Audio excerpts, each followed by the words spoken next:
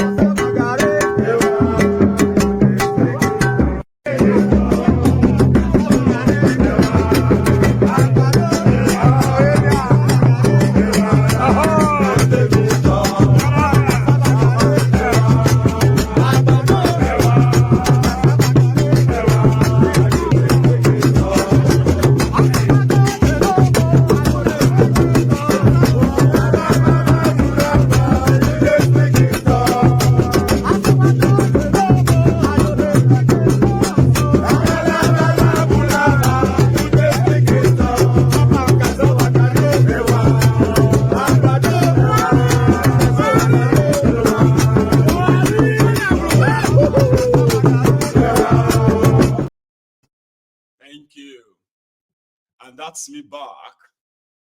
Hang on.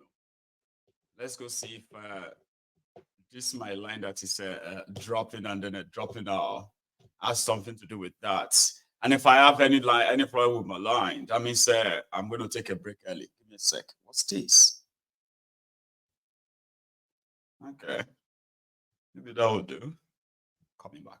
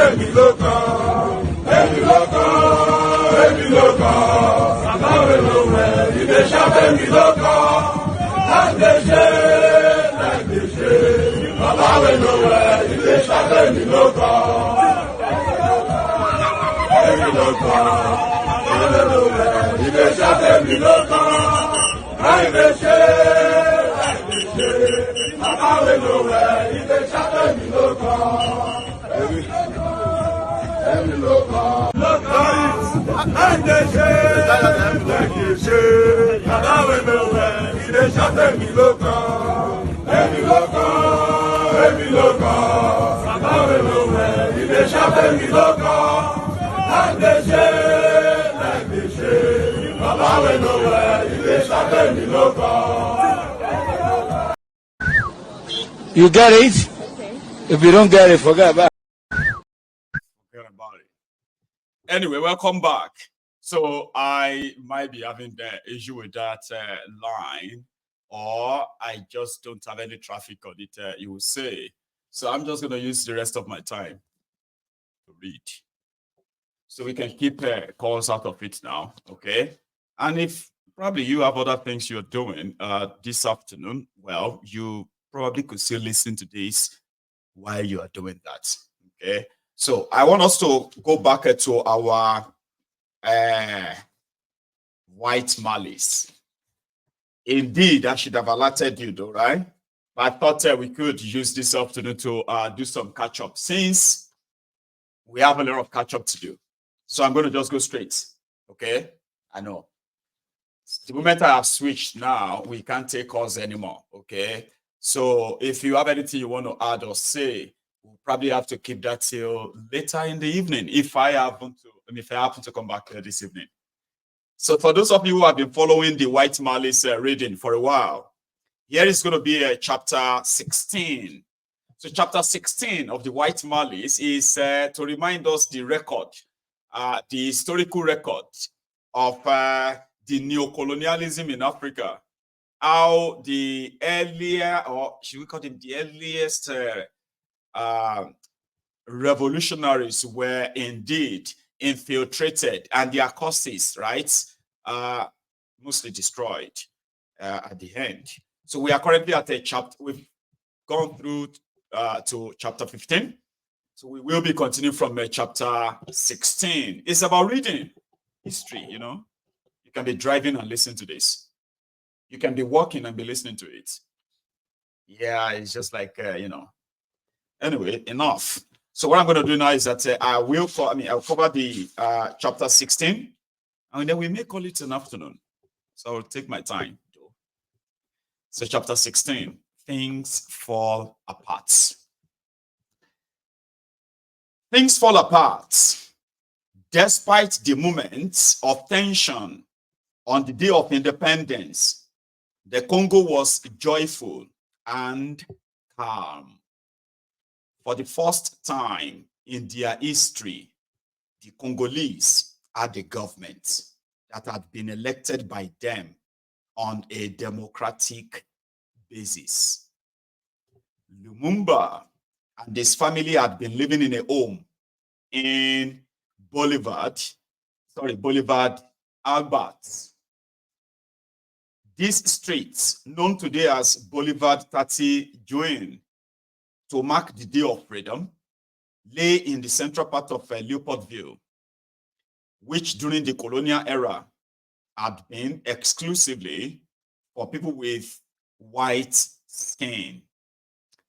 In February 1960, Lumumba been able to purchase this house by virtue of his nomination to the College of 6 Commissioners. Now, the family were preparing to move into the official residence of the Prime Minister on Avenue Tilkens, now Avenue de Fleuve Congo, the Fleuve Congo, which runs along the river upstream from the Palais de la Nation. It had previously been the official residence of Governor General Cornelis, who moved out in the first week of July. Joseph Kasavubu moved into the president's official residence on Mount Stanley, now Mount Ungalema, the former residence of the governor of Leopoldville province, which overlooked the Kinsuka Rapids of the Congo River. Suddenly, but suddenly, less than a week after independence, the period of building and of change was shattered. On the 5th of July, a mutiny broke out among the ranks of the National Security Force, the Force Publique.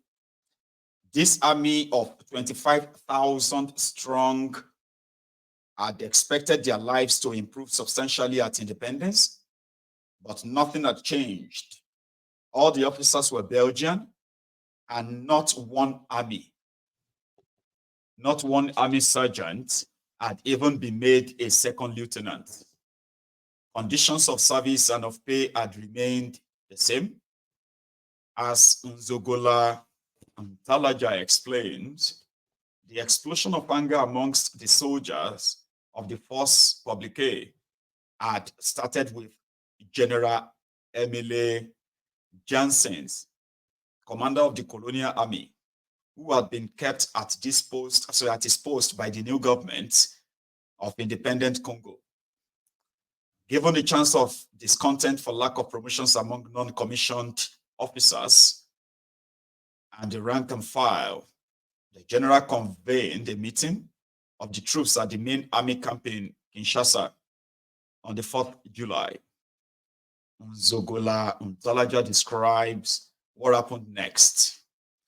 On the big blackboard in front of the excited troops, he wrote the following words: before independence is equal to after independence. For the men in uniform, he told them there would be no changes as a result of independence. Discipline will be maintained as usual, and white officers would remain in command. Many Belgian citizens panicked. Fearful for their safety, 6,000 of them fled to Brazzaville. On the night of 7th July and the next day, I went round my neighborhood, said Frank Galushi, second secretary at the US Embassy. And remember a houseboy coming out and telling me his employer had said, take everything, it's all yours. Another said, they left the phonograph playing. Should I turn it off? People fled literally in their nightgowns. The neighborhoods were deserted for quite some time. Within 48 hours, Leopoldville had barely any magistrates, doctors, technicians, or administrators. On 10th July, the Belgian government sent Belgian paratroops and other crack units to the Congo, claiming their purpose was to protect Belgian citizens. Before long, 10,000 Belgian troops had entered the country. The military intervention contravened international law. In 1957, the United Nations General Assembly had adopted a resolution instructing member states to develop amicable and tolerant relationships based on, example, non-intervention in the internal affairs of the states. It built on a 1949 resolution asking member states to refrain from any direct or indirect action intended to jeopardize the freedom and independence or the integrity of any states to incite any state to internal struggle. So, the law fundamental agreed upon between the Belgium and the Congo on the 19th May during the roundtable had set out a treaty for friendship, assistance, and collaboration. But in no way did this disqualify or qualify Belgium, rather, to intervene militarily. The new Congo government was deeply suspicious of Belgium's motives. Such a swift return of Belgian troops within 10 days was a disturbing indication that they had plans to recolonize the territory. Then, on 11th July, Moise Tshombe's Konakat party announced the secession of Katanga. This move was actively supported by the Belgian government and also by Union Miniere, which now paid all its taxes to the Tshombe government, not to the central government. Prime Minister Lumumba's first inclination was to appeal to the US for support, even though the US was a NATO ally of Belgium. This is a sign of the confidence and faith Lumumba had at this time in America's support for the decolonizing nations of Africa and for democracy.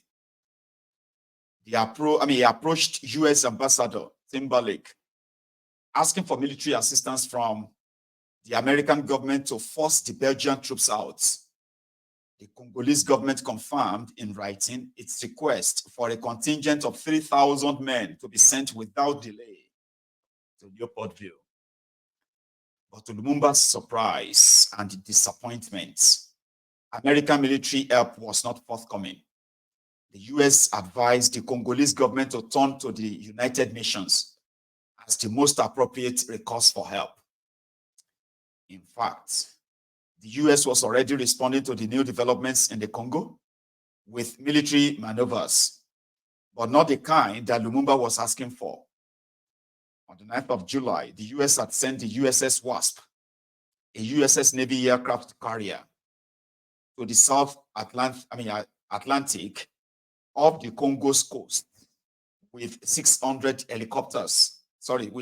military helicopters, rather.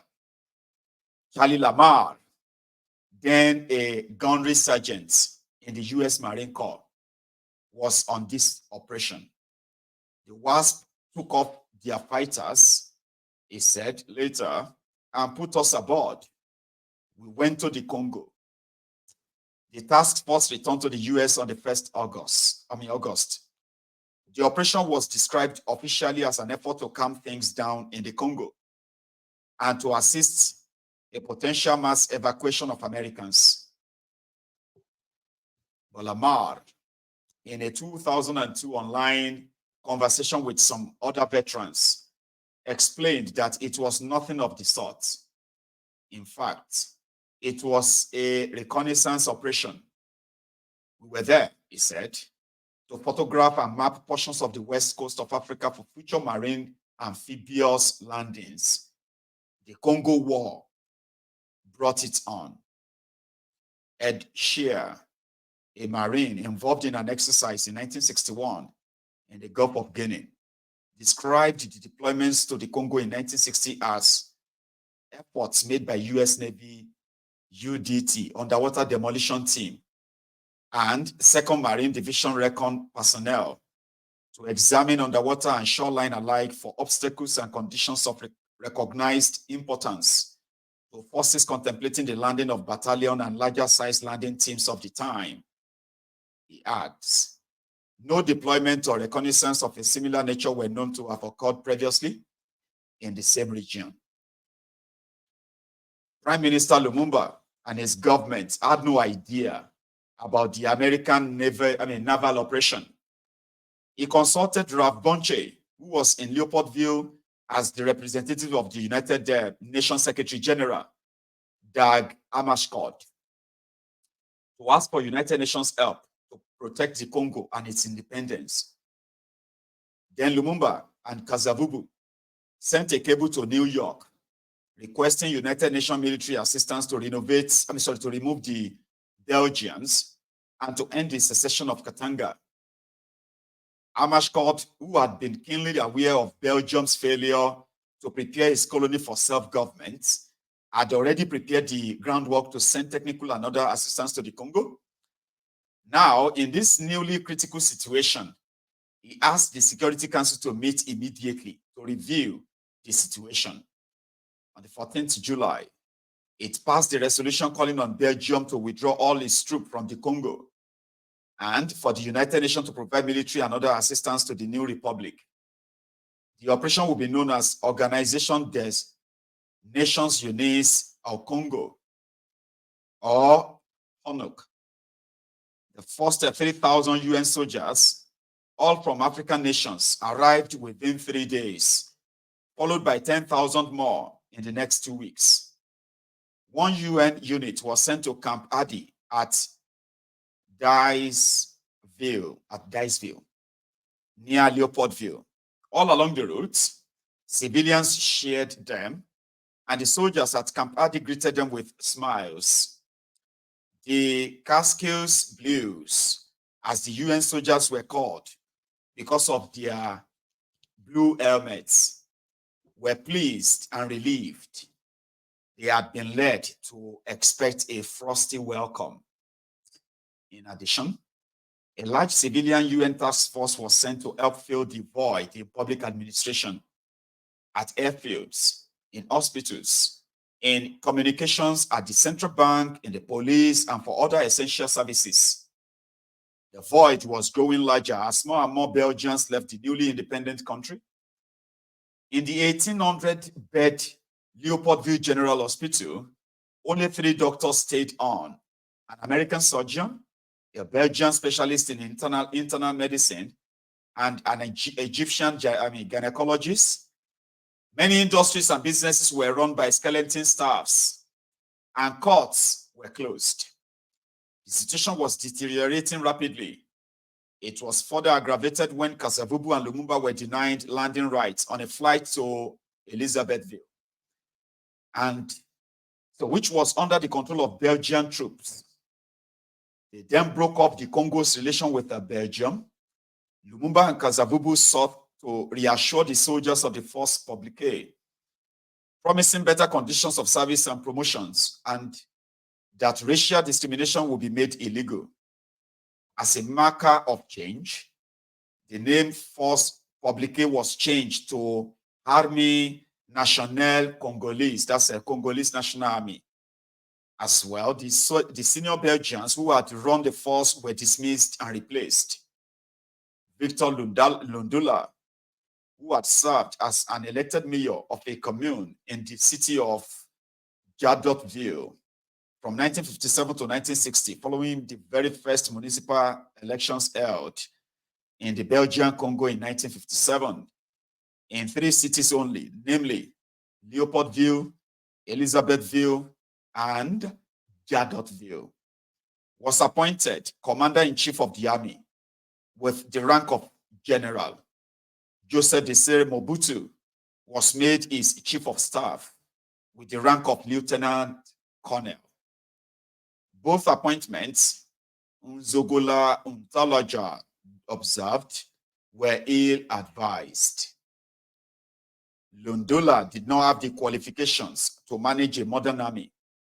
As for Mobutu, Lumumba made a serious blunder based on his political naivety and his overconfidence with regard to commanding the loyalty of people in his entourage.